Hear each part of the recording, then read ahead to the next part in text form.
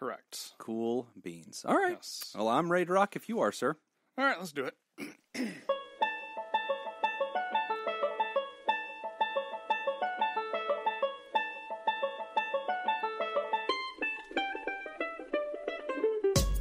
From fabulous Las Vegas, Nevada, this is Pod Therapy. Real people, real problems, and real therapists.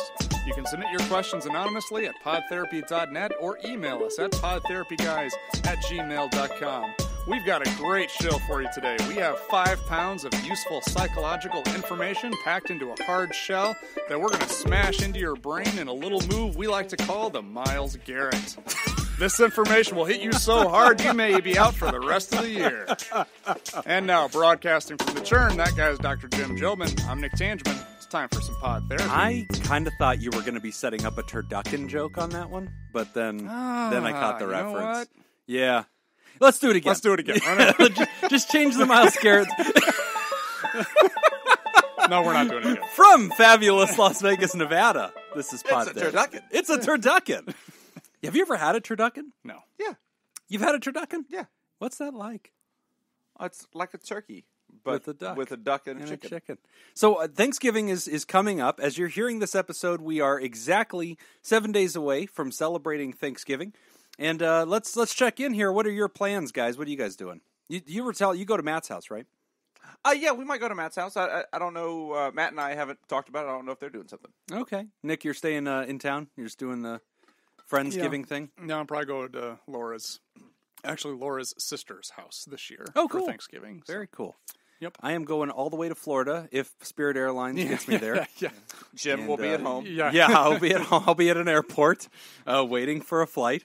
So I'm pretty excited about that. First time I will be seeing my family in 10 years. So Really? first time. Yeah, really excited. My children, nobody's ever met my children. And You're so, not going to see them.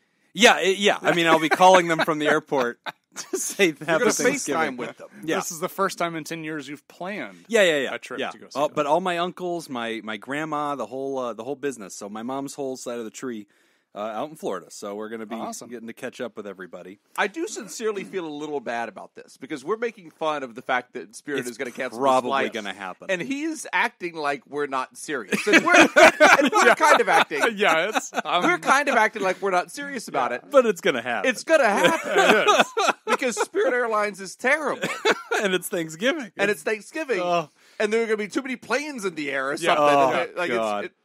It's yeah. terrible. The wind will be blowing the wrong direction, so they can't fly. Sorry, folks. Yeah. I'm gonna sincerely feel bad when Jim is not able to go see his family. I'm I know, surprised we're I not think- taking odds on this but yet. it's not going to happen. It's not. I kind of feel like maybe just as a friend, I should just look at Delta's website just to get just to have prep that it. information available. That way when I ready text for you and I Send go, it you're over not to going to you. believe this. Yeah. You just text me back and go, hey, man, I already figured it out. Like, Yeah, just- here's a flight leaving like in 2 hours. You're already at the airport. What Just day? switch. What day are you leaving? The Wednesday. Wednesday, of, okay. of Thanksgiving. So like the Wednesday night before Thanksgiving morning. So we're actually going to get there and it's going to be like 5 a.m. Oh, you took a red eye too? Yeah, because I still want to see all my patients. So I'm going to do my caseload on Wednesday. Thursday, I don't have to see anybody because it's Thanksgiving. I don't think. And you're going to anybody will come in. Tampa? Yeah, I think. Am I flying into? He's looking up tickets. Yeah. Not a bad idea. Let's get those alternatives on the line. Well, while Jacob works on that, we should probably point out one of my favorite statistics, and I'm actually double-checking that for this year, because in 2018 it was true, and in 2017 it was true, because that was the year I looked into it. But when you type in, I go to Google Trends, and you can go to Google Trends, and you can see when are the high points of the year that people type in certain search phrases. And so I'm always interested in when people are searching for therapist. Just out of curiosity, is there kind of like a rhyme or reason to this? And a huge spike always happens the day after Thanksgiving. So Black Friday and into that weekend, into the following week. There is a huge spike for the search term therapist in my area or whatever. And, it's a very interesting reality. Now, I don't know if this last year, if it was the zenith of the entire calendar, but when I'd first looked at it, it was. And so we thought that this episode, we should probably talk a little bit about, hey, why that happens and try to prepare people for what they're going to be encountering But yeah, the theory of the case is you're spending time with your family. Yeah, and we actually There is a Delta flight that leaves 2 hours later. Oh, see, Jesus. I knew it. See, Delta does this on purpose. They know. That's their entire business know what? model. And it's $40 more. You should have just booked that flight. You in know the first what? place. You know, honestly, no joke. Here's what I would do. Cancel. I would book that flight and then buy like the insurance or whatever that you need in case you need to cancel it. Wow, you guys are this sure that I'm not going to make it. No, because the insurance doesn't let you just cancel it for Oh, no it reason. doesn't. So you can move it. I think. Yeah. You can- I think it makes it easier to move, and then you can cancel it if you have like a medical reason or something like that. The trip insurance is mostly nonsense. If I have an Yeah. anxiety attack in the airport, you think that's a medical reason? Just hey, my flight got canceled. You It's Thanksgiving. mispronounced when. Yeah. I would just change it to that because your flight right now is taking off at 9:30 p.m. And there is one that takes off at 11. Yeah. There's a Delta flight that takes off at 11. Wait, does that even get you there earlier? Somehow magically. Like, wait, what? It goes underground. Oh, no, it doesn't. That one does have a layover. The Delta flights can yeah. actually go at plane speeds, whereas the Spirit ones are just kind of gliding. So that one won't get you there until like 9 a.m. Okay. There's a layover in Atlanta. Well, Atlanta is where the players I mean, play. you can roll the dice. It's All right, let's help All right, people that are getting ready for their Thanksgiving. So okay. Thanksgiving, Let's assuming you get there. Assume our listener is actually going to get to they Thanksgiving. didn't fly Spirit. So Yeah. when you get to your Thanksgiving, which is the number one time of the year that people encounter their families, even more so than Hanukkah or Christmas or other big holidays, Thanksgiving is the universal one. By the way, Spirit, we are still looking for a sponsor for the Yeah. show. You could turn this whole thing around. So if you have another airline that you'd like to recommend to us, we will accept it. So, Spirit, if you could put in a good word for with Southwest, Yeah. if you still talk to them, assuming your phones work. All right, so we found an article in PsychCentral.com. Yeah. PsychCentral.com. Really good website, actually. Really good. Yeah, by Therese Bouchard. I believe I'm pronouncing that correctly. She likes to be called Terry. Yeah. 6 tips for dealing with difficult families on Thanksgiving. I liked this list. This and, was and a I good was one. looking at it. I generally get along with family, but for me, it's like 10 years since I've seen them. So I think it's going to be more that, not really having the rapport. You have old memories, you have, and you, when you have little kids around, I think it's like having a dog around. It just breaks all the tension because then Sure. everybody just, ruffles the hair of the kid and just asks questions. And you're like, oh, he likes this and she likes that. And so that helps. But I think any of us, whenever you're getting around family, traditionally I drive out to my in-laws' house. All the brother-in-laws come and all that stuff, and we all get along. But there's political differences and like worldview differences sometimes, and like you could probably relate to that. Yes. Yeah, like political and worldview differences with all your family in Iowa. Yes. Yeah. When I go back to small town Iowa, Yeah. it's And the just tension. a different way of You guys start your morning with a turkey hunt, you go Yeah. capture dinner. yeah. I No, assume that's but what I mean, for the most part, with my family, the politics is everybody is very vocal on Facebook. Yeah, But in person, very it's- polite. But it's almost like we're two different identities. Like there's your That's how it social always media works, though. identity. Yeah. I think that's just kind of true. It's just like, and then when you're in There's like person, your Facebook self versus and then when you're in person, then it just never comes up for the most part. okay. In my family, it does. Oh, I'm and sure, it's yeah. rough because I don't bring it up. Like I'm just there to have food. No, I know. I've been there. Yeah, When it it's gets happened. weird. Oh, yeah, that's right. You've been in the room when it's happened. Yeah, it gets weird, man. And like, it's really funny because when I go visit my in-laws, it's my wife. She fights her family, and so they get into a political argument. She just gets pissed, and then they're all fighting, and I'm like pulling her toward a corner, like, "Hey, please stop!" like we're on Thanksgiving. Let's just have food. Let's enjoy this. There's a million other things we could talk about. But yeah, it gets tense really, really fast. So most people talk about there's tension, not just political tension, not just worldview tension. I think one of the things that we as therapists actually do take quite seriously, we can laugh, along with everybody else, like, oh my gosh, the day after Thanksgiving is when everybody search for a therapist. But there actually is some pretty self-evident truth to this. Your family has had the largest impact on your personal history, your psychology, your values you have challenged, and changed from. If you've changed as a person in your adult years, you changed from whoever they raised you to be, right? So there's sometimes resentments, there's sometimes pain. Looking at it. Yeah. I mean, inherently, you're going to have like this breakaway from your family. And so, yeah, it's not uncommon, especially trauma, or just resentments and past histories. And, dad raises his voice whenever the football game's on. And just all of a sudden you have a shudder up your spine because it reminds you of when you were 8. And now you're just mean to him for the rest of the day. And he's like an old man. And he's like, why are you being mean? And you're like, I don't know. Like, I'm just pissed. So and a lot of times alcohol is flowing and lots of loose lips. So, yeah, things definitely have the potential to get unglued on Thanksgiving. So here are some tips that Therese Bochard came up with. Terry B. Right, Terry B., friend of the show. Number 1, repeat, it's not about me. So do your best to not take things personally. So when people share or express their own beliefs or it's basically their understanding of the world. Yeah. Right? It goes through their filter of their thought process.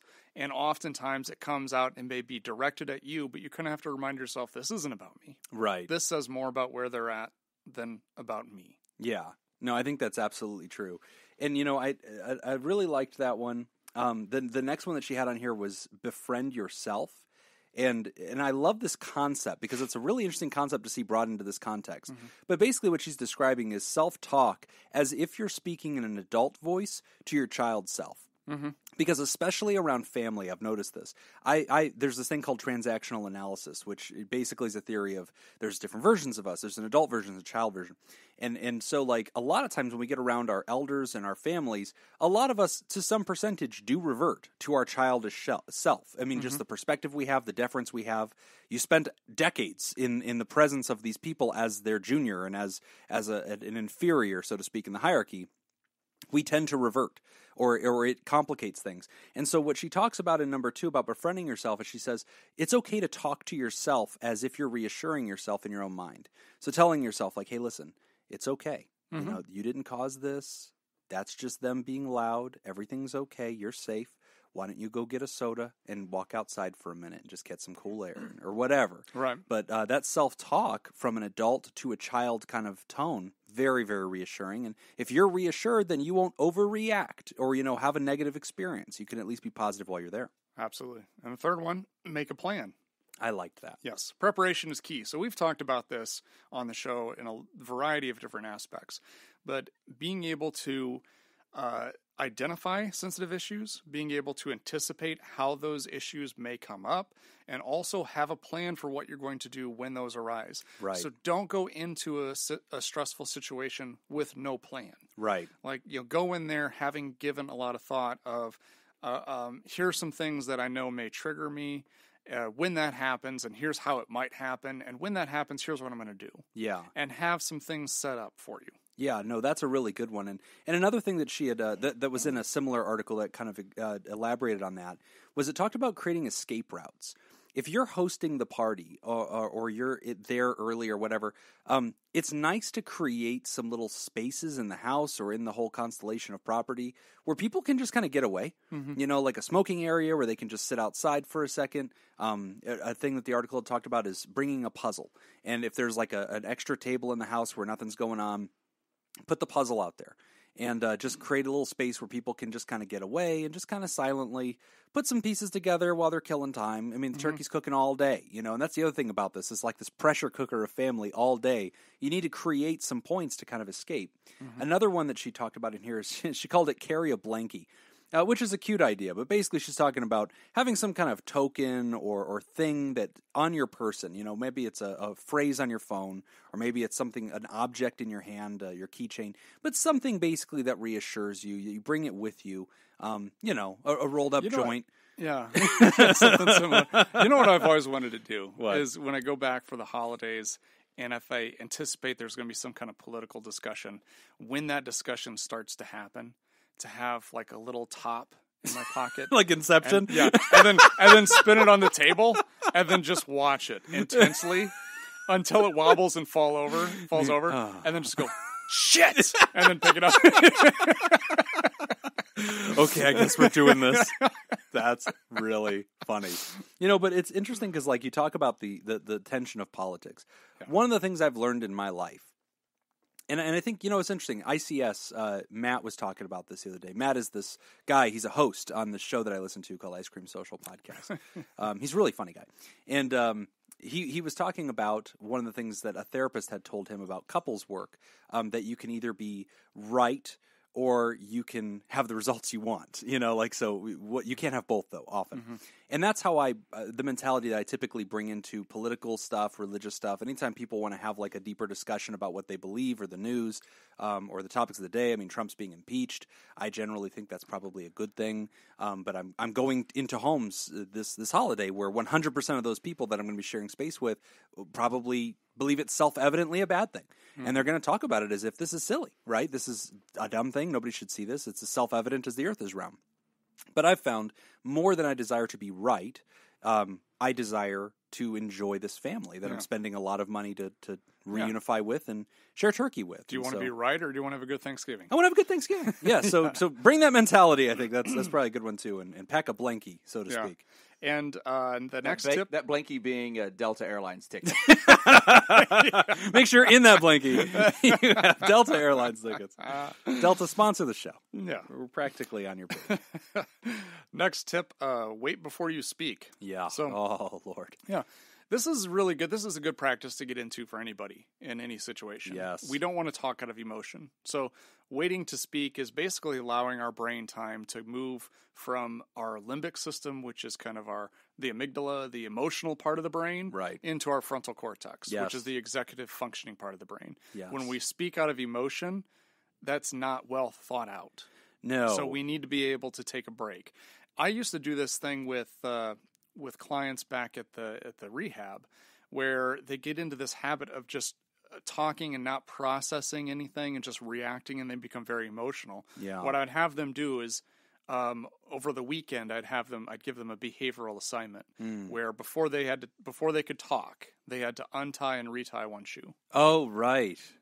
Yeah. Before saying anything, they had to untie and retie a shoe. Yes. Because it forces them to pause and take a moment. By the time they're done tying their shoe, they're now able to answer with their prefrontal cortex as opposed to speaking from their amygdala. That is a very good strategy. Even as a social thing, it's not weird to lean down and just tidy up your shoelace, and nobody thinks that's weird. Nobody's going to question it. It ends a conversation. It's a pause in a conversation. Yeah. If you do it continually, then people would be like, "Hey, man, get some Velcro shoes," Especially if you got Velcro shoes. You put it back. Sorry.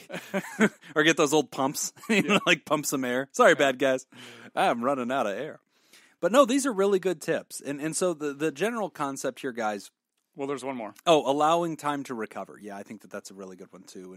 And it basically, in the aftermath of this, you are likely to feel elevated. I think you're likely to feel it during the day. I think you're likely to feel it that night. I think you're likely to feel it the following weekend. Mm-hmm. And I think that a lot of times we don't notice where that comes from because we just say, "Oh, I had a pleasant time. I had Thanksgiving with my family. Yay. I traveled. Now I'm going back to work. Why do things feel weird in my life?" And I think that it's not uncommon to feel elevated after encountering your family. Again, as a therapist, very few, you could almost not create a situation for me that would be more psychologically interesting and likely to jostle some things loose than taking an entire Hall of Fame of your past, locking you in one building with them with cold weather outside for a whole day. And just expecting you all to get along and share meals and give thanks when there's still lingering resentments and bitterness and unspoken conflicts and political differences and religious differences and how to raise your kid differences. And, like your kid, spills a cup and then somebody says some little passive-aggressive remark like, "Oh, well, that's why they shouldn't have a red drink." It's like, "Thanks, Aunt Becky." Mm-hmm. And now it's like this whole weird fogs in there. And it's so easy for that to become unglued. So giving yourself time to recalibrate, to recover, permission to accept that you feel a little frazzled during a holiday encounter. And it's not weird. It's not weird. You're among the incredibly huge swaths of humanity that are literally on their phones right then, Googling therapist in my area.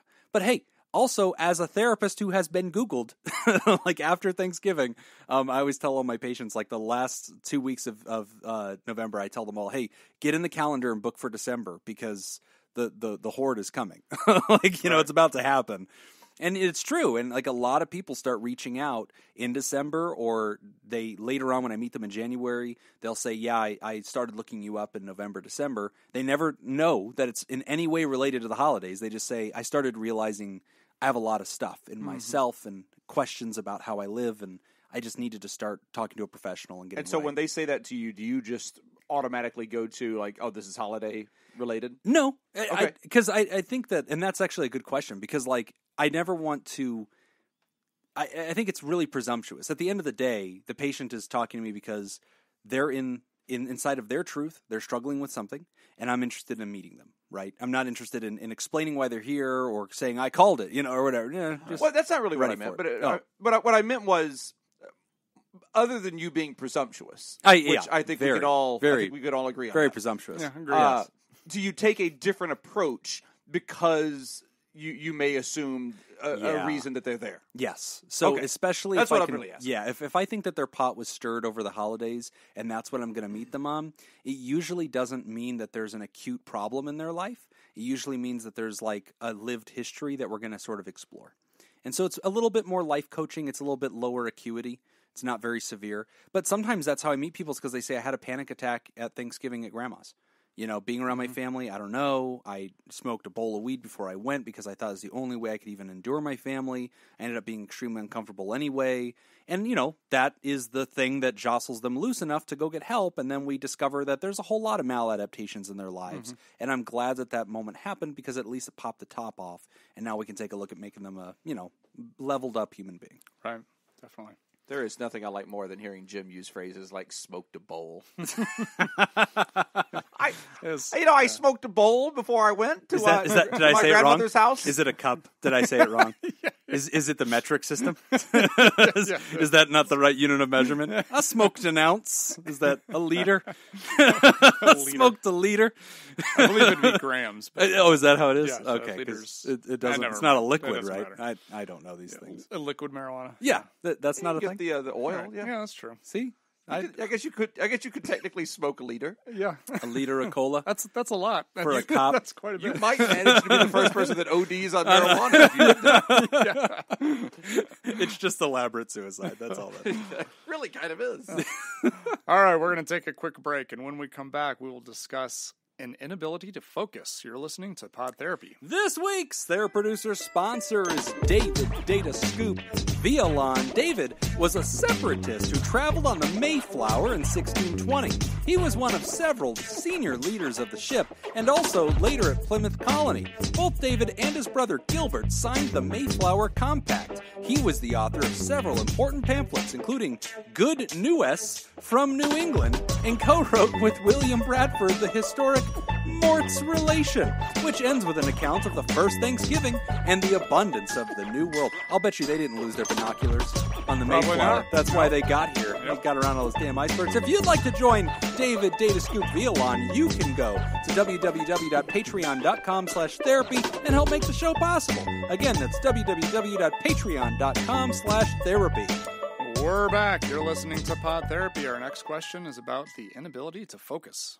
Hello, Nick and Jim. I apologize up front for the long letter. It's taken me a very long time to gather the courage to finally write into the show.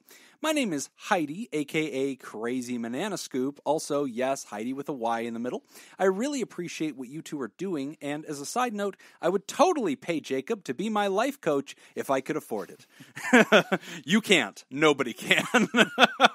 His fees are astronomical. But I'll just continue to dream for the day that he does charity work. Also, Justin, get to work on that jingle, man. We want this thing. As a small insight, I am a 28-year-old Hispanic woman living with adopted relatives in a New York suburb. They are my main point of support since I don't have that many friends, and the ones I have live in a different country and have their own issues. I moved to the U.S. about 10 years ago from the Dominican Republic, and I'm sick and tired of feeling alone, depressed, and not in control of my own life and choices.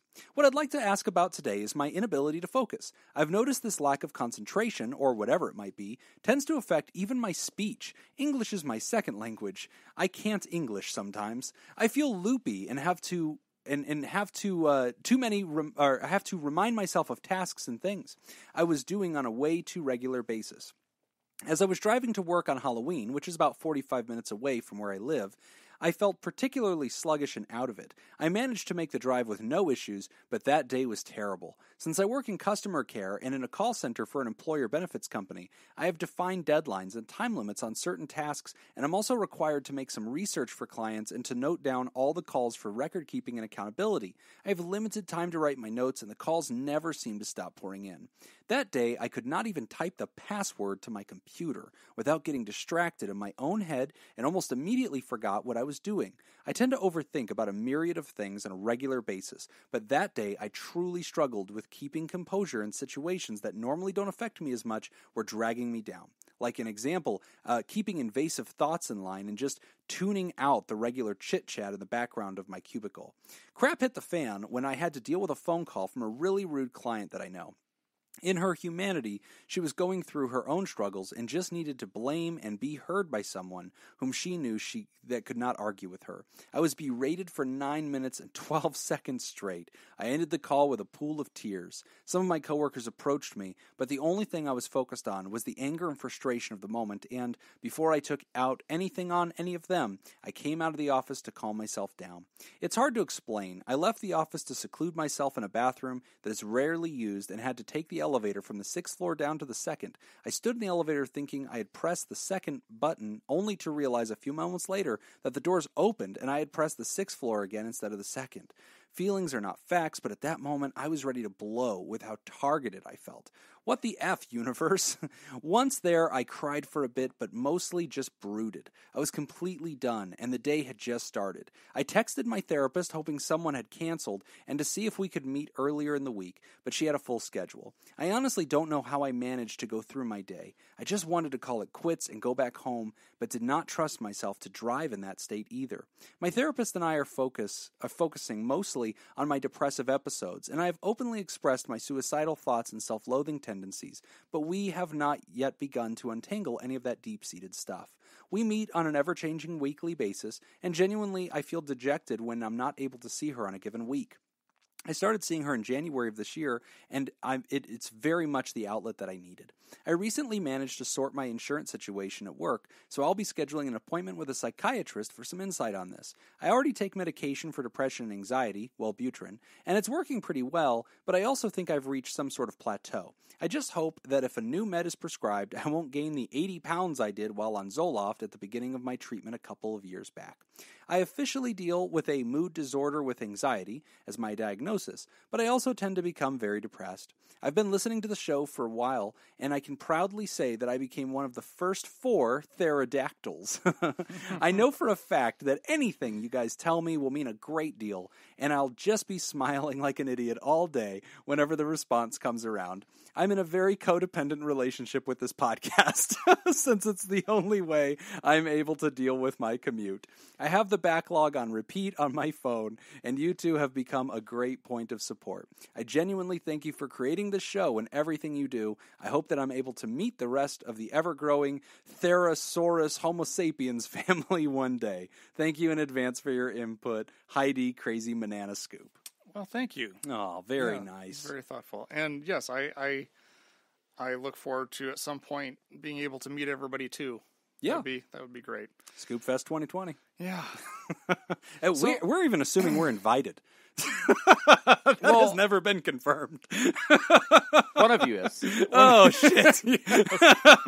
Please, God. It's funny because I remember when we wrapped Scoop Fest, obviously the one time we've been there, and you said, thanks, and we'll see you for Scoop Fest 2019. And I remember thinking in the back of my head, Yeah, nobody invited us to Scoop Fest 2019. I hope we get to go. Well, I just figured we would go. We just buy tickets. We'll just yeah, pay. they can't stop us. Yeah. Well, they probably can't. Yes, we can. There's a sign, don't let Jim and Nick in. We're like outside. It's like a cat. Like, don't let them in, please. They have tickets, though. Yeah, don't let them in. They'll never know it's me and my Groucho Marx. That's right, yeah. Nose, glasses, and Yeah. mustache. Don't let the well-dapper Hitler guy in. Yeah. So, yeah, I think, okay, so a few things right off the bat that I'm thinking. Progress is already being made, it sounds Yes. like. I mean, you're already in therapy. Yes. So that's awesome.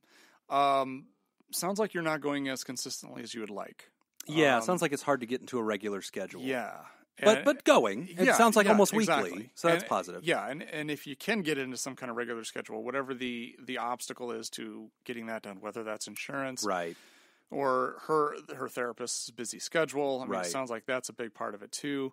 But if it's working and if you're able to do more of it, that's probably where I would start there. You know? The downside to like a lot of the things that you're identifying, with the depression, the suicidal ideation, a lot of that stuff can sometimes take a while to get to. I mean, you kind of start by learning some healthy coping skills to how to deal with it when it comes up, and then you kind of work your way back towards maybe what might be causing it, and getting to that root cause of it could take a long time. Yeah. So having that consistency in therapy can be very beneficial. Glad you're open to medication too. Yeah. That's the other really important thing that you're doing that I really want to come alongside and give you props for, because that oftentimes is one of the things that folks don't want to do, because they look at medication as being like unnatural, or it's There's a stigma. there's a stigma to it, And a misunderstanding. but it's a therapeutic tool. Yes. That's the thing that I want everybody to understand. It's a therapeutic tool, just like psychotherapy is. When you go and you are talking to somebody, that is a therapeutic tool. Yes. We have a lot of different therapeutic tools. Medication is one of them. It's not something that's going to be the end-all, be-all of whatever the situation is, whatever the problem is. But it's going to work in concert with all the other therapeutic tools that we use. Yeah. And sometimes it's going to take a while to adjust that tool to get it to work appropriately how we want it to work, because not everybody is going to be the same. So the fact that you're open to that and that you're already doing that and you want to continue doing that and finding better ways to manage that, I think is awesome. Yeah, no, I love the plan that you're already doing, Heidi. And I think I want to echo what Nick said about the Wellbutrin. So first off, it's and I hear this all the time, some people will experience some form of weight gain on something like a Zoloft or a Prozac. I've never been convinced myself that the medicine inherently carries the side effect of weight gain. I don't know that that's biologically or chemically true. What I think is typically the case is that you're dealing with a human being who's going through mood instability, right? And so it's also they're going to self-medicate with food, and so I think that that's typically a part of the balance. But what I like is when faced with that and feeling that medicine wasn't effective, you switched gears, you went to Wellbutrin. You talk about being on that plateau, which is something we've seen. That's not uncommon, that whenever somebody's, been taking a medicine for a while, sometimes there is sort of a plateau effect, and it sounds like consulting with your psychiatrist will give you some more information on that. But one thing I really wanted to speak to, I've worked with people who work in Heidi's industry, call center employees. And it is a very interesting reality. And I want to speak to that, Heidi, because, Nick's addressing more the depression part of the equation. I want to speak to sort of the focus problem that you're having. And so I'm not super stunned to hear about what this is like for you. We as humans only have so much RAM. We only have so much operating power inside of our brains. And my call center friends and patients that I've had, they get overstimulated very quickly. There is a lot of stimulation and sensory stuff that's happening around them. Phone calls happening in 30 different directions, ticker clocks that are going off, the quotas and deadlines, making sure the notes are moving, pacing the call, trying to follow what this human's telling you while trying to simultaneously solve their problem in the back of your mind, while documenting their problem and following best practices. And the whole time you could or could not be being supervised and listened to. And so there's a lot. And I've had a lot of patients that have dealt with this. And so it's not uncommon that when they're overstimulated, they kind of reach this point where they just sort of enter into this deconsciousing, kind of thing. And sometimes we refer to that as depersonalization or derealization. It's just sort of what you described, where you kind of go into, I want to be careful not to call it a trance state because I think people get confused by that word, but essentially it's that slip space of consciousness where you're just like unplugged. And that's what you're talking about, where you're like staring at the screen and you can't remember your password. I think we've all done that, or we're staring at something and we forget what the hell we're even doing, or we're holding our phone about to do something. We're like, why do I have this in my hand? What was I going to do? And like that kind of moment can happen for anybody. And it sounds like for you, it's happening more frequently right now because you're being overstimulated, overexposed. And so that would be the culprit that I would be staring at to explain the lack of focus. The way that I think you might best address that is, if the employer will allow it, getting that reboot time, where you give yourself 15 minutes, you go to the restroom, you do something simple. You get water, you put water on your face, you take a few minutes, stay off your phone. I think a lot of people, when they get their break, they jump onto their phone because they like the distraction. But ironically, studies have shown that people are not rested whenever they do that. They don't reboot because they're staring at their phone, they're running through Instagram, running through Twitter, running through Facebook, running through the news, checking their calls, checking their emails, and then it's like you need a vacation from the vacation when you get back to your desk. I mean, ultimately, if the issue is overstimulation, all you're doing is adding more stimuli. Yes. And so what I want to do is go the opposite direction. I want to rob you of that. And so if we get a chance to reboot you, what I want rebooting to look like is leaving your phone in your purse, at your station, or in your car. I want you to be able to go outside if you can, and just sit in silence and meditate. And I'd probably want you to do a 5-sense check-in. And we've talked about that before on the show, but that's essentially just sitting quietly and one by one accessing each of your 5 senses and trying to figure out everything that sense can detect for a few moments, starting with listening, just hearing the ambient noise around you, air conditioners, horns honking down the road, people walking, wind blowing, your own body, and we do that one by one. We do smell, we do taste, we do touch, we reach around and just close our eyes and feel the tactile sensations around us, our own clothing, the temperature of the air, and then lastly we do visual, we open our eyes and we just look around our surroundings and just catalog what do we see. And the reason I would want you to do that, Heidi, is because that's sort of like this recalibration reboot of all of your senses, because it's that oversensory experience, that over track of thought that I think causes the logjam in your brain, and that's whenever you just enter a trance state, because it's just like, nope, crash, computer crash, no more compute, no more do things. And you just got to stop, close all the programs for a second, let the thing reboot, and then you can go again. You have fresh RAM when you do that. Well, I'm also thinking maybe it might be good to take a look at mindfulness meditation. Yes. Something guided. I mean, if you are going to have your phone, maybe this would actually be a good reason to have your phone. Yes. Is to do some kind of guided meditation. And that can definitely help during breaks, during a stressful day of work, having that break. Because number one, it's going to help you kind of reset a little bit. Also, it's going to give you the sensation of having more time. So I was at a mindfulness meditation training about 3 weeks ago. It was actually mindfulness, meditation, and grief, kind of looking at how those are related and whatnot. And we did a mindfulness meditation exercise. And as soon as we were done, the instructor is like, okay, so how much time passed? And my guess was anywhere between 35 to 45 minutes is what it felt like to me. And it was actually like 10. It was just a really short amount of time, but it just felt way longer, and I felt way more relaxed. Maybe that would be something, because I agree. I mean, working at a call center is stressful. A lot going on. I mean, I think really good work environments have that perfect mix of working with people and working without people. Yes. And when you've got too much of one without the other, like if my whole job is only working with human beings, and it's just one human being after another that and you're I'm measured talking on volume. Yeah, you got to get through. And those. it's so complicated. Like I've had jobs like that where I felt like, you know what, I wish I was an accountant in a cubicle just crunching numbers. Yes, like that's the job that I want to have. I just want to be away from people. The only voice I want to hear is my own. Exactly. But then you can get too far on the other end of that too, where you never have any kind of human contact, and then it becomes stressful. But not surprising. Not surprising that she's going through this. Yeah, getting the most out of your breaks, I think, in that job is going to be very important. And stop listening to pod therapy. I think that's clearly a problem. It can't be helping. This show's not good for anybody, Heidi. Jacob, he sits through this and he's just, in tears by the end of it. Oh, he is still It's not here. good. What was that? That's the other way you can get through this. Just don't listen. But Heidi, thank you so much for being a pterodactyl, for supporting the show. And we love you back in this codependent relationship that you've developed. That's what it's here for. I'm glad that you're going through the back catalog and that there's something for you there. Wonderful news.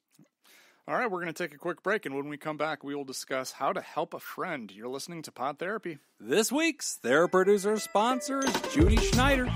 Judy was a Lemmy Shoshone woman who, at age 16, met and helped the Lewis and Clark expedition in achieving their chartered mission objectives by exploring the Louisiana Territory. Judy traveled with the expedition thousands of miles from North Dakota to the Pacific Ocean. She helped establish cultural contacts with Native American populations in addition to her contributions to natural history. She was inducted into the National Women's Hall of Fame in 2003. Thanks, Judy. Thank you, Judy. Is Judy Pocahontas? No. No. Judy is... Close, who's Judy? I was going to say close, but not exactly close. It's not Pocahontas. She was Saying the close is definitely Mayflower. racist. They are in no way similar. Is it Sacagawea? Yes. Very good. All right. Thank you, Sacagawea. If you'd like to join Sacagawea, you can go to www.patreon.com/therapy and sign up. Again, that's patreon.com/therapy. We're back. You're listening to Pod Therapy. Our next question, how to help a friend. Sorry for my very Jim-like comment. Oh, the deep racism. Those of you who are not on Patreon, today's the day. Sign up, get in there. You can hear about how racist I am, and also hear me lose a bet to Nick where I have to buy him beer now. Yes. A lot of things happened.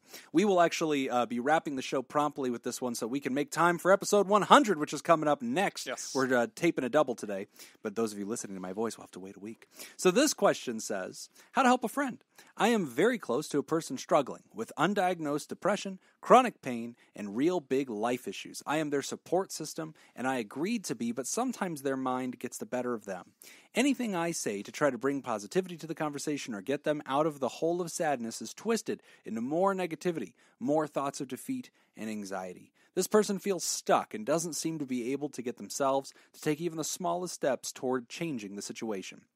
I can't simply turn my back on them and wait until it gets worse. Even when I'm doing my best to show support and care, sometimes I feel like I'm making more damage, like I'm making them feel guilty for causing me such distress. It hurts me to see them like this when there is very little I can do to actually help due to the circumstances that are temporary but completely out of our control.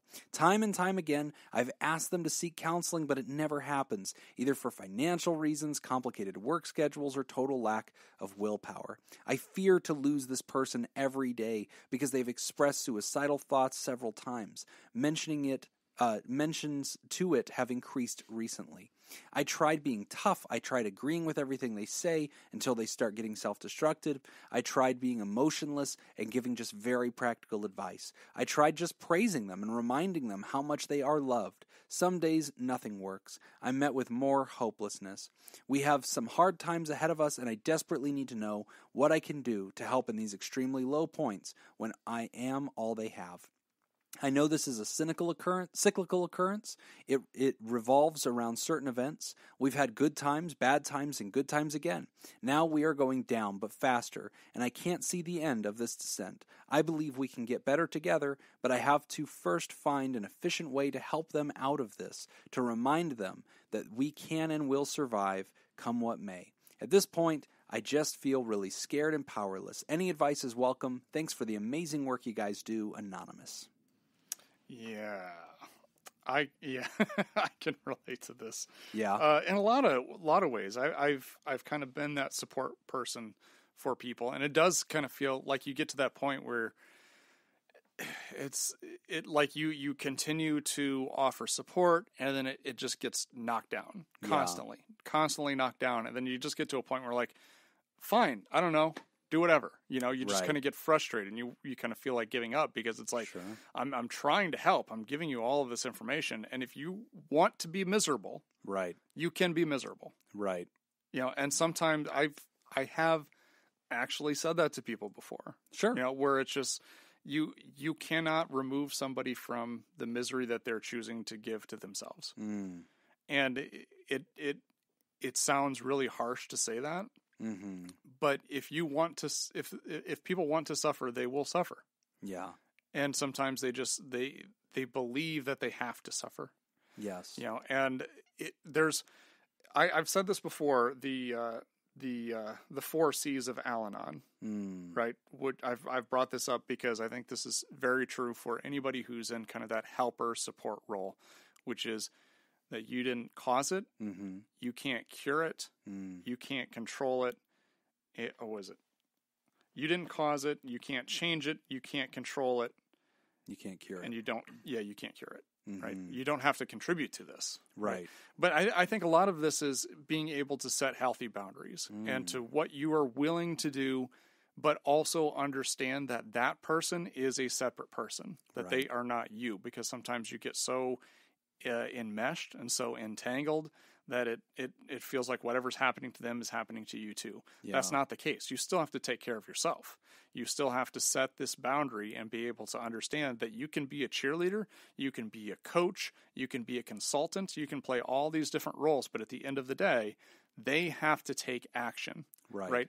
It's the analogy I always used as a substance abuse counselor is that I am someone's Sherpa. Like when they're climbing the mountain, you know, I'm giving guidance, I'm pointing direction, but I'm not going to pull them up the mountain. Right. You got to climb it. Ironically, as I learned more about Sherpas, say. That's exactly what they do. They pull you up the mountain. Yeah, like for wealthy people, like they carry all the gear and all that. So this is a bad analogy. My analogy. I'm like your caddy. Okay, I'll watch you play, but I'll be damned if I carry that bag. Here's a better analogy. What do you think caddies do?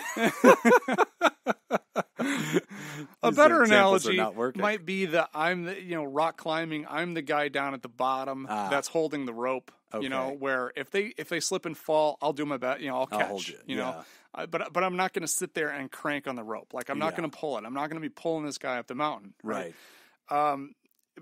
That's all you can do, I think, is you just have to be that support system. And a lot of times in that situation, I've just been there and I've said to somebody, it's like, when they're saying, and this happened, and this happened, this happened, my response is, so what are you going to do? As opposed to offering advice and saying, yeah, that sucks. Here's what I would do in the situation. I just kind of throw back to them. Oh, what's your plan? That's terrible. What's your plan? What are you going to do? To kind of really drive that point home that you don't have to stay in misery.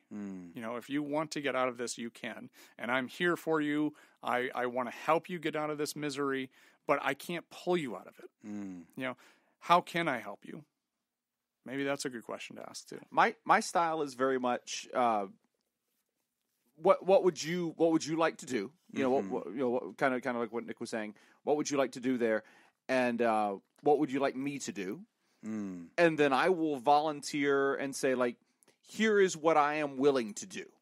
Here are the steps that I will take to help you with this. Here's some things that I think will be good, and here's the things that I will do to help you with this. Would you like me to do those things? Right. And if you want me to, then you're going to have to go along with that as well. Right. And as soon as you don't want me to do those things anymore, I'm not going to. I'm gonna be done, and I'm gonna leave you to your own devices. That's well said. And then on the flip side of that, sometimes you need a support person for the support person. Sure, absolutely. True. And I've done kind of that role with people before. Specifically, my wife. Obviously, I mean, there's right. She's supporting a friend. Exactly. And you're supporting her. Yeah. And there have been times that I've had to say to her, you got to let this one go. Yeah. Like, this person might kill themselves. This not suicide, but like drugs and alcohol type thing. I was like, she had a friend that I was like, I think your friend might be dead in a year. Wow. If she continues on doing this, and you're starting to kind of spiral with her here, and I'm pulling the plug on this one. Right. Yeah. I'm noticing this. Yep. And not only am I noticing this, I'm saying intervening. You're done. Yeah. Yeah. It can't continue. Yeah. We can call some people to try to get her some help on this, but you're done with this. And it's a hard conflict, guys. I mean, it's real life. And by the way, telling your wife that when hard. she wants to really help her friend is not a fun conversation. No. Uh-huh. No. That is an unpleasant conversation. Yeah, that's a new for conflict. everyone. Yeah. Nobody wants to have that conversation, No. but it becomes about self-preservation. Like, I'm not going to let you drown with this person. And I think that's very true, because I think the helper doesn't realize a lot of the time that they are getting pulled into it. I think sometimes we all feel like we're on more solid ground than what we really are, and we don't realize that we're getting pulled into stuff until sometimes something tragic happens or somebody else says, "What are you doing? Why are you so involved in this?" No, I think you're both right. And I think that one of the things I like about both of your reactions to the letter is appreciating the complexity of sorrow. That sometimes the person needs help, sometimes the person needs to be rescued, sometimes the sorrow is becoming its own black hole, and it's something that we have to sort of be wary of rather than diving into. And I think there's truth to that. There's this relationship theory, one of many. It kind of appears in the form of a triangle, but it talks about the rescuer, the victim, and the persecutor. And so in this one, obviously, the writer is the rescuer, and the friend that the writer's talking about is the victim. And I think that whenever you fall into those solid roles, it becomes very difficult, because now the only value you have to that person's life and the only relationship you seem to have to them anymore is as a rescuer to their victim. And that's ultimately something I want to upset. I want to upset that apple cart. And there's a variety of ways to do that, I guess. And the writer's trying good ideas, saying, please go to therapy. Please get help. Please don't just sit here and be miserable. Please don't just live inside of this pain chamber anymore. But then the writer still continues to reach back out and try to be that helper to not let this person drift away, because there's a legitimate fear that they might take their life or something like that. And, it's an unenviable position to be in. I think that the writer has an honest heart, a desire to love, and a desire to be kind. And I think that is a really hard thing to be. That's a natural rescuer, a natural kindness, and in an unwinnable situation sometimes. At the end of the day, writer, you do not possess the ability to change another human. Yes. I don't. Nick doesn't. Jacob might. But, we don't have the power to change these other humans. All we can do is be available to facilitate change when they're ready to accept it. Yeah. That's the hardest thing, I think, for most people, is because we get too involved because we feel like we are more powerful than we really are. Right. We feel, and especially when we start talking about stuff like suicidal ideation, we really get sucked into that, because we all have that thought, if this person kills themselves, I'm stuck with this for the rest of my life, and this is on me, and I could have done something and I didn't. Yeah. And that is a very common thought for people, for survivors to have, but it's just not accurate. Correct. We cannot hold ourselves responsible for other people's decisions and other people's behaviors. And that's not to say we want you to become cynical and jaded and uncaring. That's not it at all. It's that what you're already trying isn't working. And so when something's not working, we have to test other methods and solutions. That's not to push them toward danger. It's not to be uncaring. It's not to be cruel. I don't believe tough love works in this case. But I do think that minding a boundary, pulling back, reevaluating your connection, and what you offer this person could be an opportunity for you to reassess ideas that are different than what you're using. Right. A book you might want to pick up, writer, is Codependent No More. I'm not accusing you of codependence. I'm just saying there's tenets of that book that you might relate to, and that's a book for people that are trying to be a helper to somebody, that loves somebody and want to help them, but find that they're getting too entangled in the other person's personality and truth, and sometimes it's a really good book for inspection for yourself. So Codependent No More would be a book I'd recommend on that one. Yeah, thanks for writing in. Great question. Good luck with your friend, and reach out to them and tell them, hey, if they want to write to the show, or maybe that's a little first step they might be willing to do. Maybe they don't want to talk to a therapist, but maybe they'll write into a show like us anonymously, and that could be a nudge in the right direction. Yeah, keep us posted right back again. I'd like to know how this goes. So we're going to bring a conclusion to here at episode 99 pretty abruptly, rather than going through all of our end of the show rigmarole, because 98. This is technically 98, yes, because 99 will be Thanksgiving. 99 is our bonus episode. That's right. Already cut. So this Not one's bonus, 98. episode. You're hearing this a week before Thanksgiving, hopefully. But we are going to save some time in our day, because we are going to record episode 100, and we have fun things to do in episode 100, as well as some celebrations and some moments to reflect. So we want to make sure there's time for that. But really briefly, we do want to thank our bosses, the Elite Eight, the mysterious and shrouded Illuminati members of our fan club, the TheraProducers. Thanks Smitty Scoop, Jake Schneider, Robert Brownie Jr. Mint, who's the chairman of the board, Kayla Lansbury, David Data Scoop Violon, Judy Schneider, Nathan's Hot Dog Scoop, Dr. Ben Don, and ex officio board member Ellie O'Dare. And if you'd like to hear more of this episode uncut and unedited, sorry. Easy for I you. believe it's pronounced indicted. And enjoy our spontaneous projects. Go to patreon.com/therapy. And thank you for supporting mental health. That's all the time that we've got for this week's session. We want to thank our landlords, the Ice Cream Social Podcast. Thanks to those of you who contributed to our show today. We really appreciate it. Remember, Pod Therapy isn't something you should keep all to yourself. Help us reach others by opening this episode's description in your podcast app and copying and pasting the link we've provided into your social media or send it to somebody who needs it. Don't forget, you can find us at facebook.com/podtherapy, on Twitter @PodTherapyGuys, and at patreon.com/therapy.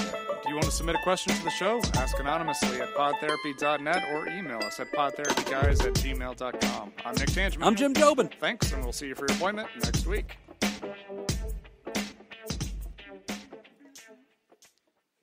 All right, Patreons, you got enough pre-show. Now we're done.